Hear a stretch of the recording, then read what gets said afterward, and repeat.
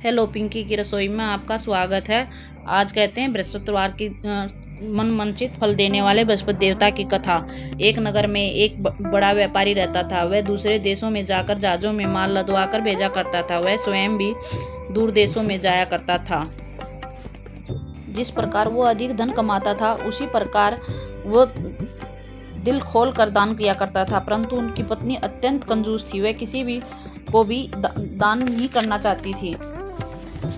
एक दिन वह सेठ जब दूसरे देश में व्यापार करने गया हुआ था, तो पीछे से बृहस्पति देवता ने साधु वैसे का रूप धारण करके पत्नी के पास भिक्षा मांगने पहुंचा। उसी समय व्यापारी की पत्नी ने बृहस्पति देवता से कहा, हे महात्मा, मैं इन दान पुण्यों से तंग आ गई हूँ। मेरे पति व्यर्थ ही अपना कमाया हुआ धन नष्ट कर देते हैं। कृपया कोई ऐसा उपाय करो जिसके सारा धन नष्ट हो जाए और यह धन लुटाया हुआ ना देख सकूं मैं। बृहस्पति देवता बोले, हे देवी, तुम बड़ी विचित्र स्वभाव की नारी हो। अतः धन संतान की कामना तो प्रत्येक मनुष्य करता है, चाहे वह पापी ही क्यों ना हो। अपने धन को पुण्य कार्यों में खर्च करो। भूखों को भोजन करवाओ, प्यासों को पानी पिलाओ, यात्रियों को धर्मशालाएं बनवाओ। निर्धन कुंवारी कन्याओं को धन के अभाव में विवाह नहीं हो सकता, उनका विवाह संपन्न करवाओ। अनेक पुण्य कर्म करो, जिनके करने से तुम्हारा लोक परलोक सार्थक हो जाएगा। लेकिन व्यापारी की पत्नी बहुत अठी थी। वह बोली, महाराज जी, मैं इस विषय में आपकी कोई बात नहीं सुनना चाहती। मुझे ऐसा धन की कोई अभिलाषा नहीं है जो दूसरों में बटे। बृहस्पति देवता बोले, यदि तुम्हारी ऐसी ही इच्छा है तो तुम एक उपाय करना। 7 बृहस्पतिवार के दिन बृहस्पतिवार को घर गोबर से लीप कर पीली मिट्टी से सिर धोना, मांस मदिरा ग्रहण करना, कपड़े अपने घर पर धोना, फिर बस तुम्हारा सारा धन नष्ट हो जाएगा। इतना कहकर बृहस्पति देवता अंतर ध्यान हो गए। सेठ की पत्नी ने बृहस्पति देवता से के कहे अनुसार 7 बृहस्पतिवार वैसा ही करने का निश्चय किया। केवल 3 गुरुवार बीतने पर वह उनके संपूर्ण धन नष्ट हो गया और वह परलोक सिधार गई। उधर समुद्र में माल से भरा जहाज उनके पति सहित डूब गया, जिससे बहुत ही मुश्किल से वह एक तख्ते पर बैठकर अपनी जान बचा गया।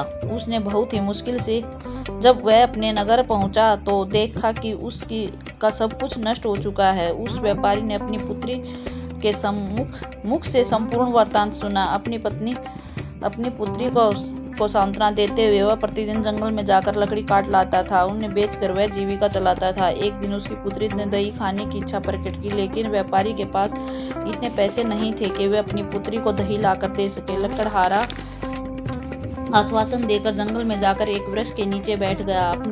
अपनी पूर्व दिशा पर विचार कर रोने लगा।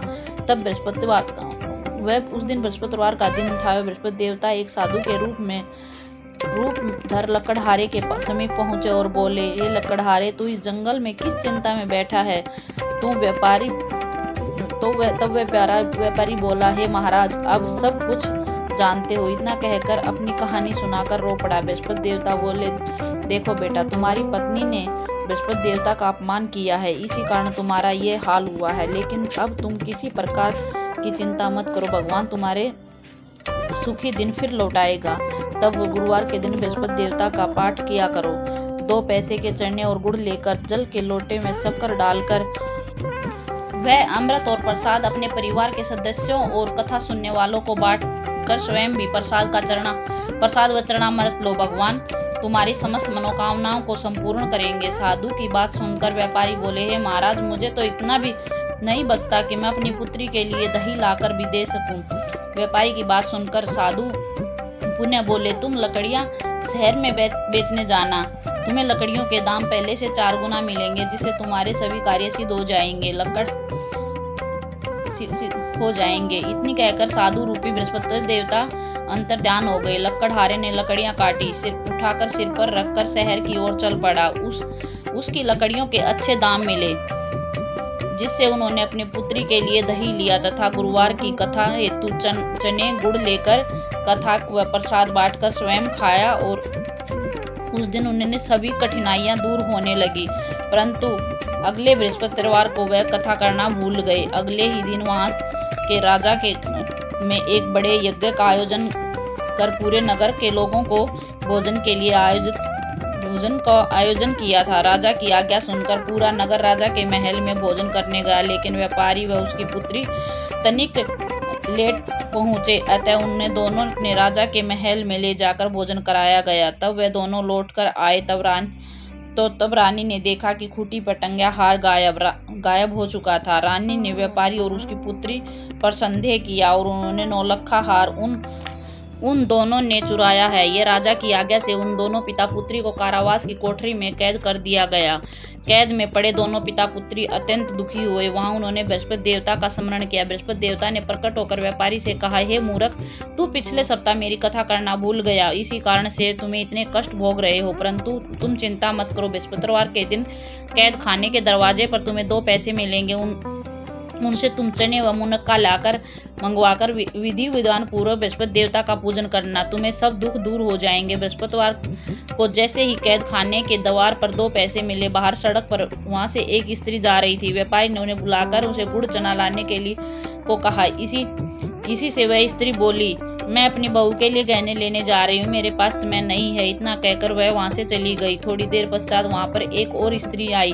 व्यापारी ने उसे बुलाकर कहा, हे बहन, मुझे बृहस्पति की कथा करनी है, तुम मुझे 2 पैसे का गुड़ चना लाकर दे दो। वह स्त्री बृहस्पतिवार देवता का नाम सुनकर बोली, हे भाई, मैं तुम्हें अभी गुड़ चना लाकर देती हूँ। मेरा इकलौता पुत्र मर गया है, पर मैं उसके लिए कफन लेने जा रही थी, मगर अब पहले तुम्हारा काम करूंगी, उसके उपरांत ही अपने पुत्र के लिए कफन लाऊंगी। यह स्त्री बाजार से व्यापारी के लिए चना गुड़ ले आई और उन्हें स्वयं भी बृहस्पति देवता की कथा सुनी। कथा समाप्त होते ही वह स्त्री कफन लेने अपने घर गई तो उन्होंने देखा कि लोग उसके पुत्र की लाश को राम सत्य कहते हुए शमशान की ओर ले जा रहे थे।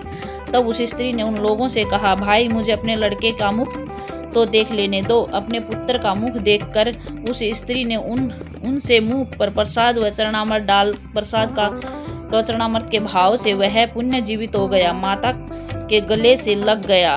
पहली स्त्री जिसने बृहस्पति देवता का निरादर किया, जब वह अपने पुत्र के विवाह हेतु अपनी पुत्र वधू के लिए गहने लेकर लौटी तो उसके पुत्र घोड़ी पर बैठकर निकला तो घोड़ी ने ऐसी छलांग मारी कि वह घोड़ी से गिरते ही मर गया। वह स्त्री रो रो कर बृहस्पति देवता से क्षमा याचना करने लगी।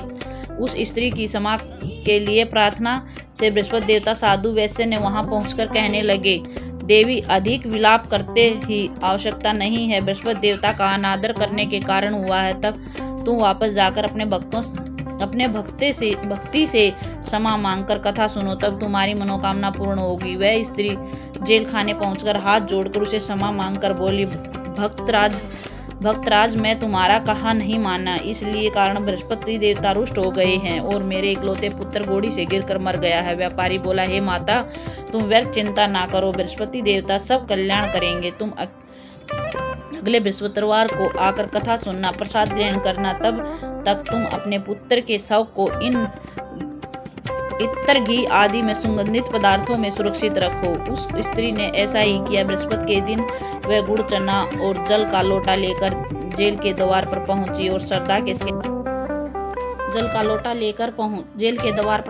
श्रद्धा के साथ कथा सुन चरणामृत व प्रसाद ले अपने पुत्र के मुख में डाल दिया। प्रसाद व चरणामृत के प्रभाव से उसका पुत्र पुण्य जीवित हो गया और स्त्री अपने पुत्र को पुण्य जीवित देखकर अत्यंत प्रसन्न हुई और बृहस्पति देवता का गुणगान करती हुई अपने घर को रवाना हुई। उसी स्त्री ने बृहस्पति देव ने राजा को स्वप्न में दर्शन देकर कहा, हे राजन, तूने जिस व्यापारी और उसकी पुत्री को जेल में कैद कर रखा है वह बिल्कुल निर्दोष है। तुम्हारी रानी का हार वहीं खूंटी पर टंगा हुआ है। दिन निकला तो राजा रानी ने हार खूंटी पर लटका हुआ देखा तो राजा ने उसी व्यापारी और उसकी पुत्री सहित जेल से रिहा कर उन्हें क्षमा मांगी और उन्हें अपना आधा राज्य देकर उनकी पुत्री का विवाह उच्च कुल में करवाकर दहेज में हीरे जवाहरात दिए। बृहस्पति देवता ने उनकी सभी मनोकामनाओं को पूर्ण करते हुए रोगियों को रोग मुक्त, निर्धनों को धनवान बनाते हुए निरपुत्र को पुत्रवान होता है। यह यश व ऐश्वर्य की वृद्धि होती है, जीवन सुखमय होता है, सब चिंता मुक्त होता है। जब मनुष्य बृहस्पति देवता की कथा संपूर्ण सुनता है तो वह कहता है कि उनकी समस्त मनोकामनाएं पूर्ण होती हैं। जय हो विष्णु भगवान की जय, हो बृहस्पति देवता की जय। वीडियो पसंद आई तो लाइक शेयर सब्सक्राइब जरूर करना। Thank you.